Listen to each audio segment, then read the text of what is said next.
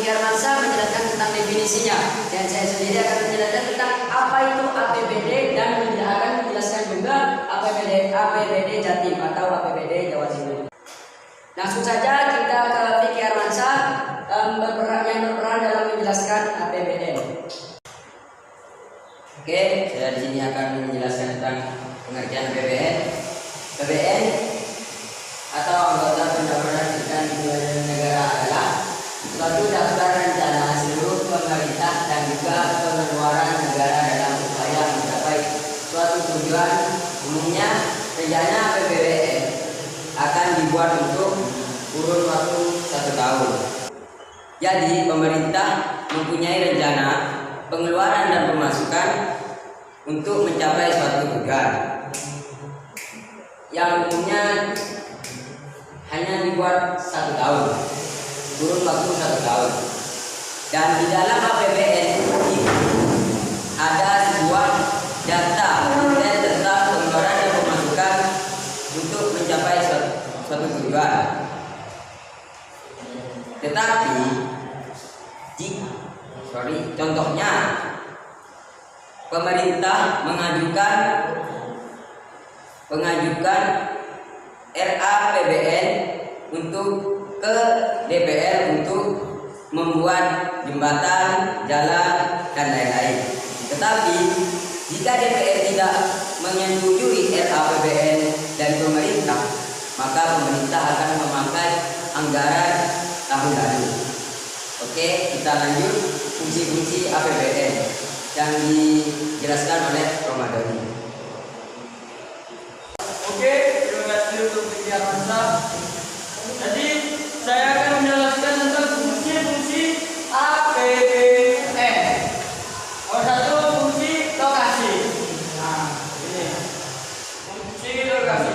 Dana dari APBN dialokasikan untuk membuat sarana umum seperti jembatan dan lain-lain. Yang nomor 2, fungsi distribusi. Nah, ini fungsi distribusi dana dari APBN akan didistribusikan. Ya, nomor 3, fungsi stabilisasi. Sebagai pedoman pemerintah agar menahan keuangan negara teratur sesuai dengan apa yang telah ditetapkan. Ya, terima kasih dari saya. Oke, saya lanjutkan kepada Muhammad Wahyuni. Nah, terima kasih untuk saudara Romadhoni. Nah, saya akan menjelaskan tentang APBD. Apa sih itu APBD?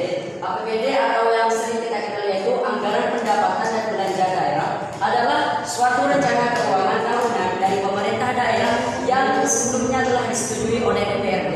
Jadi, kalau APBN itu disetujui oleh DPR, tetapi di sini APBD itu disetujui oleh DPRD atau Dewan Perwakilan Rakyat Daerah. APBD juga sudah ditetapkan oleh peraturan daerah yang berlaku 1 tahun, yakni mulai 1 Januari sampai 31 Desember. Sama aturannya dengan APBD. Lanjut kita ke fungsi-fungsi dari APBD. Fungsi-fungsinya yaitu antara lain yang pertama fungsi otorisasi. Apa sih fungsi otorisasi itu? Yaitu fungsi yang menjadi dasar pemerintah untuk maksudnya APBD yaitu menjadi dasar pemerintah untuk melaksanakan pendapatan dan belanja pada tahun yang berjalan. Maka pemerintah itu membuat APBD atau pemerintah itu membuat peraturan pada tahun yang berjalan itu sesuai dengan APBD. Lanjut, fungsi nomor 2 yaitu fungsi perencanaan. Apa sih fungsi perencanaan itu? Yaitu fungsi APBD sendiri itu digunakan atau sebagai pedoman untuk merencanakan langkah-langkah yang akan diambil oleh pemerintah dalam perekonomian di suatu negara atau di negara Indonesia. Di negara Indonesia pastinya. Jadi APBD itu dijadikan suatu pedoman untuk merancang sebuah rancangan atau tujuan di masa yang akan datang seperti itu.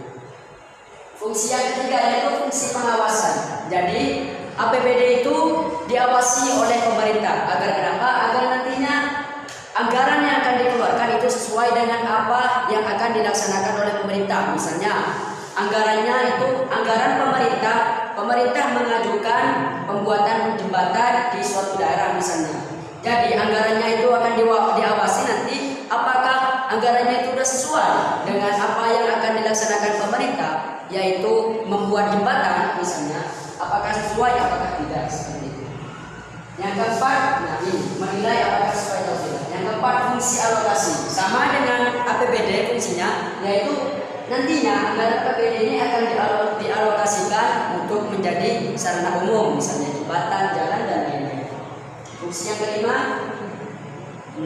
dan juga fungsi alokasi ini diarahkan agar tidak terjadi pemborosan sumber daya alam. Jadi fungsi yang keempat yaitu fungsi alokasi. APBD itu dijadikan atau diarahkan agar tidak terjadi pemborosan sumber daya. Jadi melalui fungsi alokasi ini APBD itu atau sumber daya itu akan menjadi hemat atau tidak boros. Yang kelima yaitu fungsi distribusi. Apa sih fungsi distribusi itu? Nantinya anggaran APBD itu akan didistribusikan sesuai dengan tujuan pemerintah yang diajukan ke DPRD dalam RAPBD, dalam rancangan anggaran pendapatan dan belanja daerah. Nah, dan juga fungsi distribusi ini agar pemerintah itu adil dan patuh kepada pemerintah dan kepada aturan daerah. Jadinya fungsi APBD yang kelima yaitu fungsi distribusi seperti yang saya jelaskan tadi, dan fungsinya itu lagi agar pemerintah adil dan mematuhi peraturan daerah yang sudah ditetapkan. Nah, fungsi yang terakhir yaitu fungsi stabilisasi. Apa sih fungsi stabilisasi itu? Fungsi stabilisasi adalah anggaran APBD nantinya akan itu menjadi pedoman apakah perekonomian dalam suatu daerah itu sudah stabil atau tidak. Itu dilihat dari APBD-nya. Jika ada kerugian atau ada keuntungan itu bisa kita lihat dari situ. Jika rugi maka perekonomian di suatu daerah tersebut yaitu buruk. Tetapi jika ada keuntungan makanya di suatu daerah itu perekonomiannya itu stabil seperti itu.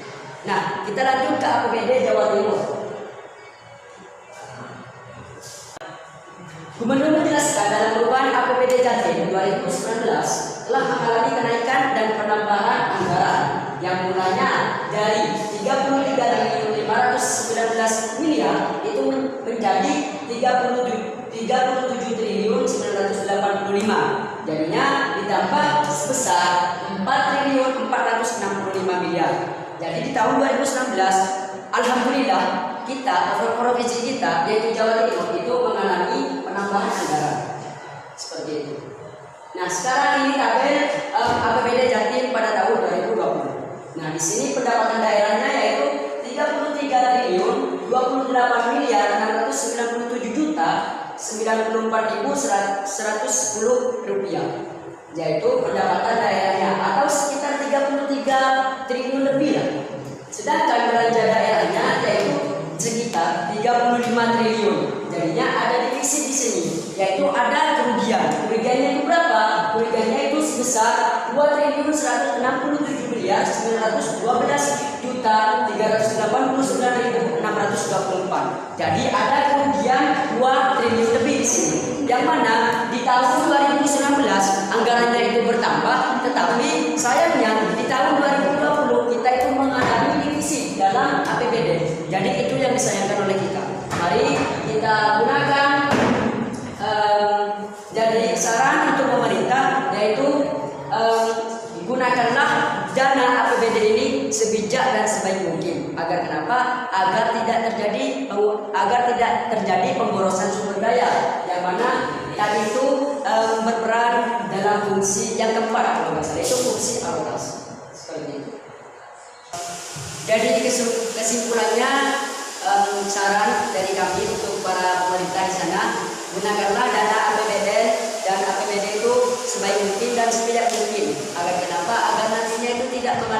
defisit atau kerugian. Syukur-syukur nantinya kita akan mengalami keuntungan nantinya. Artinya belanja daerah yang dikeluarkan oleh daerah tersebut tidak melebihi dari pendapatan daerah yang diterima dari anggaran APBD. Seperti itu. Sekian penjelasan dari kami. Kami dari kelompok 1 untuk diri. Assalamualaikum.